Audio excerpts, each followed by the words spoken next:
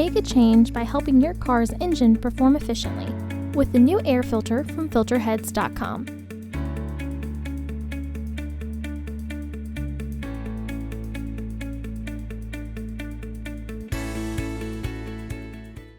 To access the air filter, first open the hood. The air filter is located here. Remove the fasteners. Lift the housing.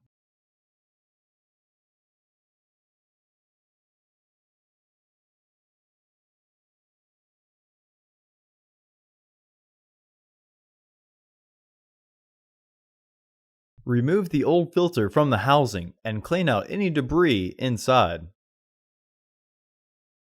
Install your new AF5190 filter into the housing. Visit our website to order your filter to ensure that it fits. Remember that driving without an air filter is dangerous, and replacing your filter can improve your gas mileage. Reinstall the housing by sliding the securing tabs in. Re-engage the fasteners.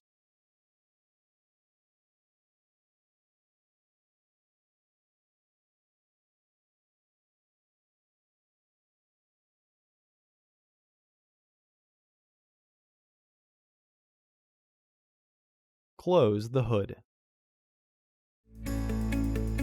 Visit our website to order your filter to ensure that it fits.